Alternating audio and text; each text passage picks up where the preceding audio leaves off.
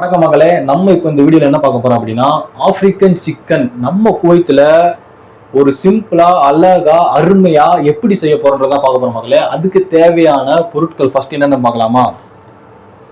Chicken மகளே நல்லா கழுவி எடுத்து வச்சுக்கோங்க. அப்புறம் இஞ்சி பூண்டு பேஸ்ட், அரைச்சி வச்ச இஞ்சி பூண்டு பேஸ்ட் எடுத்து வச்சுக்கோங்க. அப்புறம் கடுகு உளுந்தம்பருப்பு, அப்புறம் ஜீரா, உப்பு, ரெட் சில்லி பெப்பர், இங்க வாப்பா, அப்படியே கருவேப்பிலை கழுவி எடுத்து வச்சுக்கோங்க. அப்புறம் கிரீன் சில்லி ஒரு 6ல இருந்து 7 பீஸ் எடுத்து வச்சுக்கோங்க. அப்புறம் பெரிய வெங்காயம் ஒரு 4, பெருசா ஒரு 4, சரியா?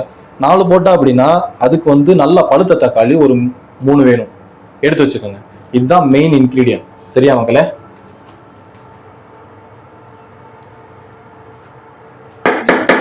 வெங்காயத்தை ஒரே ஷேப்ல கட் பண்ணி எடுத்துக்கணும்.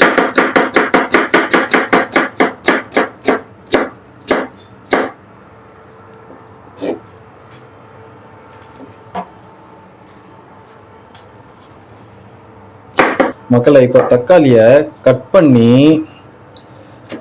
என்ன பண்றீங்க அப்படின்னா கட் பண்ணி அப்படியே ஜாரில் போடுங்க. கட் பண்ணி ஜாரில் போடுங்க. ஜாரில் போட்டு அப்படியே தனியா அரைச்சி எடுத்து வச்சிருங்க.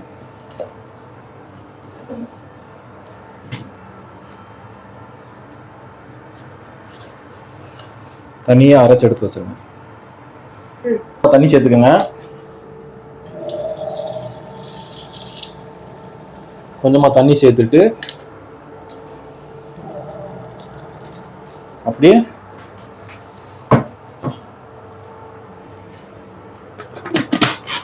அரைச்சி எடுத்துக்கோங்க.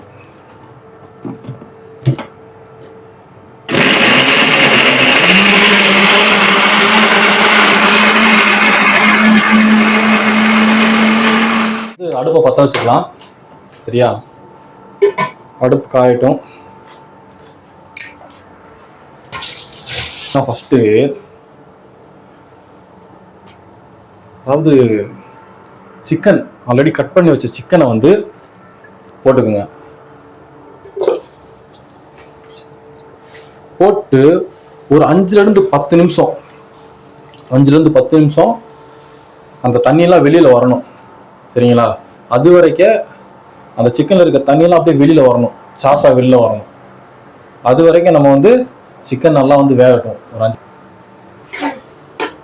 சிக்கனை நல்லா கிண்டி விட்டுக்கோங்க. சிக்கன் நல்லா ஜூஸியா வர வரைக்கும் நல்லா கிண்டி விடுங்க, சரிங்களா? ஜூஸியா வந்ததுக்கு அப்புறம் சிக்கனை தனியா எடுத்து வச்சுக்கணும், ஓகேவா? இப்ப பாருங்க, கரெக்டா 5 நிமிஷம் ஆச்சு. கரெக்டா அந்த சிக்கன் ஸ்டாக் அப்படியே தனியா பிரிஞ்சு வருது பாருங்க, அப்படி ஜூஸியா இந்த மாதிரி வர வரைக்கும் சிக்கனை எதுவுமே இல்லாம அப்படியே போட்டு தனியா எடுத்து வச்சுக்கணும், சரிங்களா? இப்போ ஜூஸியா வந்துருச்சு, சிக்கன் ஸ்டாக்லாம் தனியா பிரிஞ்சு வந்துருச்சு. இதை இப்போ தனியா எடுத்து வச்சுக்கிறோம், சரிங்களா? தனியா எடுத்து வச்சுக்கலாம். இப்போ இதை தனியா இந்த மாதிரி எடுத்து வச்சுக்கோங்க. நீங்க நினைக்கலாம் என்னென்னமோ பண்றீங்க அப்படின்னு. அதுக்கு ஒரே ஒரு பெஸ்ட் எக்ஸாம்பிள் என்ன உங்களுக்கு கொடுப்பேன் அப்படின்னா, நம்ம ஆப்பிரிக்கன்ஸ் எல்லாம் நீங்க பார்த்துருக்கீங்க. அவங்களே எப்படி இருப்பாங்கன்னா கல்லு மாதிரி இருப்பாங்க. அது காரணம் என்ன அப்படின்னா அவங்களோட உணவு பழக்க முறை தான். அவங்களோட உணவு பழக்க முறை எப்படி இருக்குன்னு பாருங்க. இதை சிக்கன் இந்த மாதிரி தனியா போட்டு அதை தனியா அதுல இருக்க தண்ணியை பிரிச்சு எடுக்கிறனால அதுல இருக்கக்கூடிய அந்த கெட்ட இதெல்லாம் தனியா வந்துடும், சரியா? அதுதான் ஃபர்ஸ்ட் இதோட மெயின் பர்பஸே அதுதான். இந்த மாதிரி தனியா எடுத்து வச்சுக்கோங்க. போதுமான அளவு எண்ணெய் ஊற்றிக்கங்க. எண்ணெய் ஊற்றிக்கலாம்.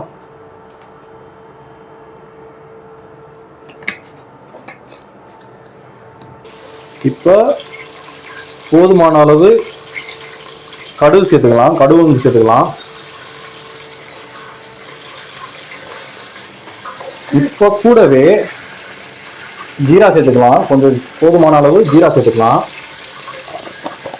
சேர்த்துட்டு நல்லா வெடிச்சு வரட்டும். வெடிச்சு வந்ததுக்கு அப்புறம் கடுகு ஜீரகம் நல்லா வெடிச்சு வந்துருச்சு. இப்போ கருவேப்பிலையை சேர்த்துக்கலாம். கருவேப்பிலை நம்ம நல்லா வெடிச்சு வரட்டும். கூடவே அறுத்து வச்ச பச்சை மிளகாவை சேர்த்துக்கலாம். கிண்டி விட்டுக்கலாம்.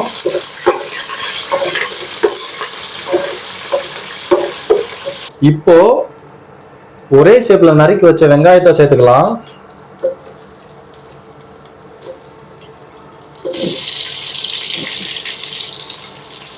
வெங்காயத்து கூடவே சால்ட் சேர்த்துக்கலாம். அப்படின்னா அது கொஞ்சம் வேகமா வதங்கும். டேபிள் சால்ட் சேர்த்துக்கலாம். உப்பு போட்டதுக்கு அப்புறம் நல்லா கிண்டி விட்டுக்கலாம்.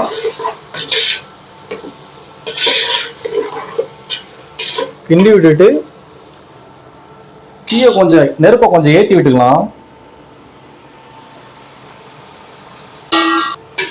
இப்போ இந்த வெங்காயம் வந்து நல்லா வதங்கி கோல்டன் கலர்ல வந்துருச்சு. இப்போ வந்து நம்ம நெருப்பை வந்து லோ ஃப்ளேம்ல வச்சுட்டு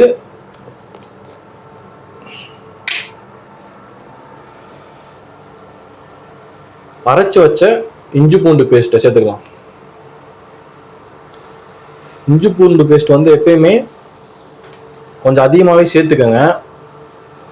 ஏன்னா சிக்கனில் எந்த ஒரு இது இருந்தாலும் இந்த இஞ்சி பூண்டு வந்து அதை வந்து எக்ஸ்ட்ராக்ட் பண்ணி எடுத்துரும். ரொம்ப நல்லது உடம்புக்கு. சரிங்களா? அதனால் இஞ்சி பூண்டு பேஸ்ட் நல்லா சேர்த்துக்கோங்க. ஒரு 6லேருந்து 7 ஸ்பூன் போட்டு சேர்த்துக்கோங்க. இப்போ இஞ்சி பூண்டு பேஸ்ட் போடும்போது லோ ஃப்ளேம் வச்சுக்கோங்க. ஏன் அப்படின்னா போட்டு அப்படியே கிண்டி விடுங்க. ஏன்னா தீ வந்து ரொம்ப அதிகமாக இருந்துச்சு அப்படின்னா அந்த இஞ்சி பூண்டு பேஸ்ட் வந்து கறிடும். இதில் ரொம்ப முக்கியமான ஒரு பக்குவமான விஷயமே குக்கிங்கில் அதுதான். சரியா? அந்த தப்பு நீங்கள் பண்ணாதீங்க. இப்போ அந்த இஞ்சி பூண்டு வாடை அந்த பச்சை வாசம் போகிற வரைக்கும் நல்லா கிண்டி விடுங்க. சரிங்களா? இப்போ பச்சை வாசம் போயிடுச்சு. இப்போ சிக்கனை சேர்த்துக்கலாம். தனியாக எடுத்து வச்ச சிக்கனை சேர்த்துக்கலாம்.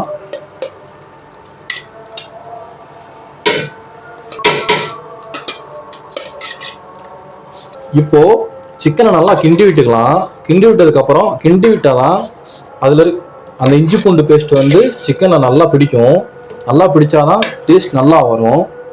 டேஸ்ட் நல்லா வந்தாதான் சாப்பிட்றதுக்கும் ரொம்ப நல்லா இருக்கும். இப்போ அரைச்சு வச்ச தக்காளியை சேர்த்துக்கலாம்.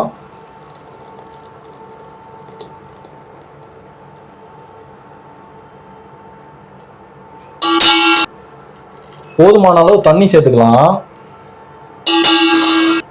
போதுமான அளவு தண்ணி சேர்த்துட்டு நல்லா கிண்டி விட்டுக்கலாம்.